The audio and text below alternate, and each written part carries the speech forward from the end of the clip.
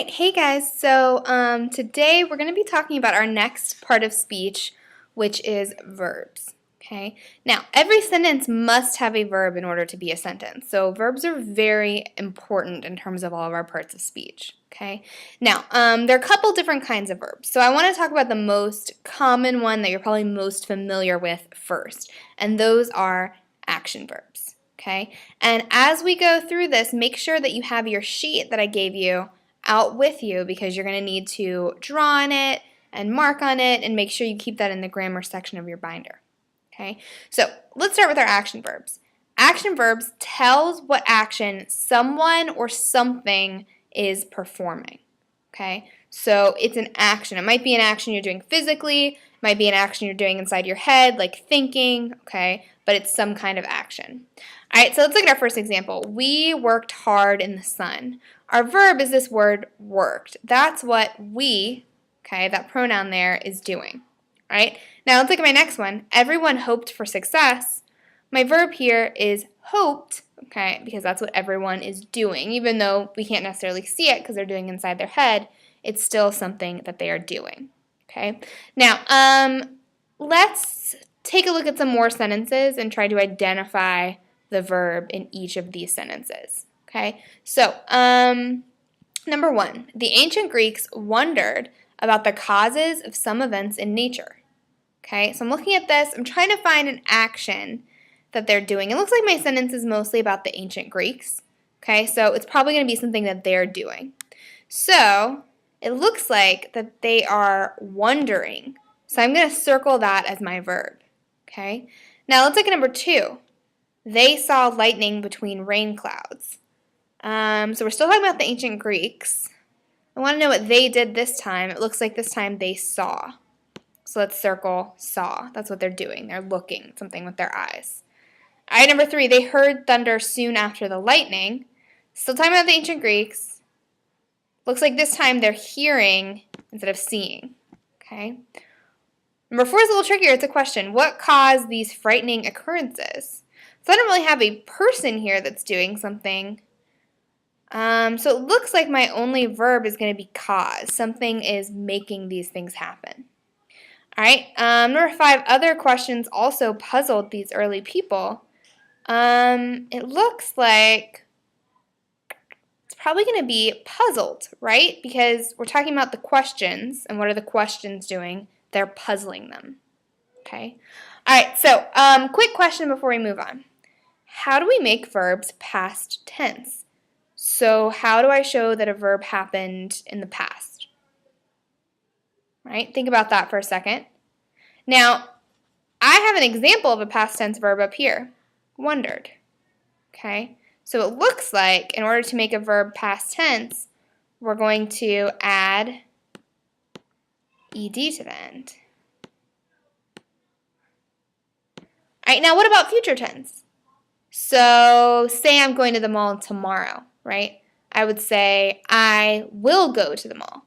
All right, so when we make them future tense, I'm going to add will. Okay, so keep that in mind that verbs can have different tenses. All right, so we've talked about our action verbs. All right, there's another kind of verb we need to talk about, and those are my be verbs. And I call them be verbs because they're forms of the verb to be. Okay, now be verbs don't really do anything. They just connect nouns or pronouns with the words that are describing them. Okay, so let's look at my first example. Laura is a teacher. My be verb here is. Okay, so all this is doing is showing that Laura, my teacher, okay, is a teacher. So it's connecting her to this word that describes her. Elliot was ready. That's my second example. We got a be verb was. Same thing, we're connecting a noun, Elliot, to a word that describes him. Okay. Now, there are many forms of the verb to be. Okay. Am, are, is, was, were, been, being. Okay. I would just refer back to this list often because students tend to forget which ones are be verbs amidst all the other little words that they see on the paper. Okay. So I would refer back to that list a lot. Now, let's take a look at 3 more examples, and we're going to circle the be verb in this sentence, in each sentence, and we're going to draw an arrow between the two words that are being linked. At least one will be a noun. So the Greek language was widespread throughout the country.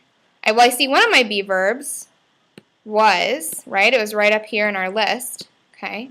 So I'm going to draw an arrow between the two things it's connecting. So it looks like I'm talking about the language, and I'm saying that it's widespread. So I'm going to draw an arrow between those two. Now let's take my next one. All the dialects were similar. So once again, I see that be verb were down here. I'm going to circle that. All right, it looks like we're talking about the dialects and showing that they are similar. All right, these people are miserable. I've got another one of my words from the list, are. Okay, and I'm talking about the people, and I'm showing that they are miserable.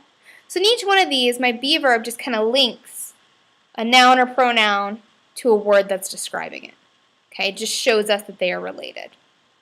All right, now let's talk about the last kind of verbs, and those are helping verbs. So,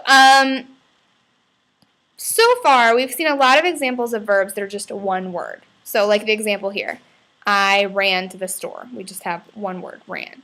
Okay, but verbs can get a lot more complicated than that. So let's look at this second example. I should have been running to the store. Okay, this whole thing here is what we call a verb phrase. All right, and it's when we add on a whole bunch of other stuff to our main verb. Okay, so in both sentences we had the verb to run, but in the second sentence we had a lot of things that we call helping verbs. Okay, so let's go ahead and fill in that blank there. Helping verbs. So you should be writing this along with me.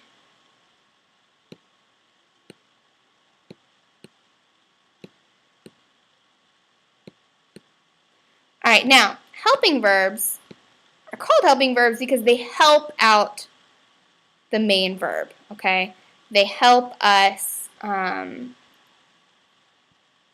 tell us when or how something happens, okay? So when I say the skies should clear by noon, okay, that tells me that they're supposed to, but I'm not 100% sure that's going to happen. So should, my helping verb, help support my main verb clear by telling us a little bit more about how we expect that to happen. Now let's look at my next one. The wind has been blowing since midnight. I have this big old verb phrase, has been blowing, okay? And I need to look at my helping verbs to figure out how long it's been blowing, okay? So it shows us that this has been an ongoing thing that keeps happening. Now, the most common helping verbs are going to be forms of to be. All right, so those exact be verbs we already looked at. Okay, so it could be one of those ones we talked about, like am, is, are, was, were, be, being, been. Okay, so they can be the single verb in a sentence, or they can be a helping verb. We'll also have forms of the verb have, like have, has, and had, or forms of the verb do, like do, does, and did. Okay. Now, we also have some other common helping verbs that are called modals. You don't need to know that.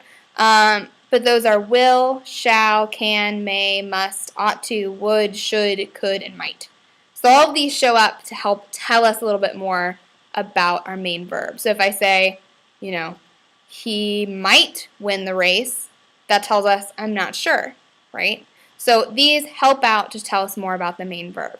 Okay. Now, together, the main verb plus our helping verbs make up a verb phrase. All right, so go ahead and fill in that blank, verb phrase.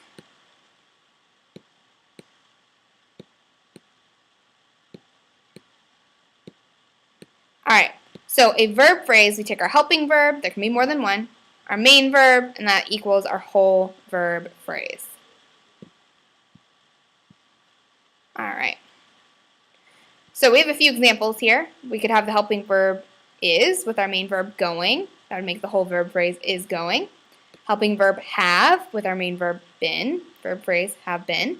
Helping verb might be. That time we have two. Remember, you can have more than one. With our main verb visiting equals our whole verb phrase might be visiting. Okay. Now let's take a second and identify some verb phrases. So the man was shouting at the dog. So first of all, I want to find my general verb. Okay, what do I think the main verb is? So I want to know what the man's doing, right? And it looks like he's shouting. Okay, so I'm going to underline that. Now, I want to look to see if I have any helping verbs here. And it looks like I do. I have a form of to be. I have was right before that. Now, let's look at number 2. We have been racing each other for a long time. So I want to know, right, what have we been doing? We've been racing. So that's going to be my main verb, right? And then I have a couple helping verbs. I have a form of have, and I have a form of be. All right, number 3, I have been wondering about that. So it seems like I is the person doing something in the sentence, me, the speaker. It looks like I've been wondering, okay? And once again, I have some helping verbs, have and been, okay? Now, number 4, last one, today has been a disaster. Now, this one is a little different because there's no one doing anything in here, right? There's no action, no one's thinking, no one's jumping, no one's running, nothing like that. So it looks like my main verb is going to be this be verb, been, okay, which is fine because be verbs can be a main verb or they can be helping verbs, okay? Now, speaking of that, I also do have a helping verb here, has, so I want to underline both of those. Okay, so to recap, we have action verbs, which is something that's happening in the sentence. Someone is doing something, okay? We have be verbs, am, are, is, was, were, be, being, been. And those can also be the main verb in the sentence, or they can be one of our helping verbs along with forms of have and do and our list of modals here, okay? So we'll keep practicing with the verbs. Don't stress out if it seems overwhelming right now. And make sure you get all your homework done.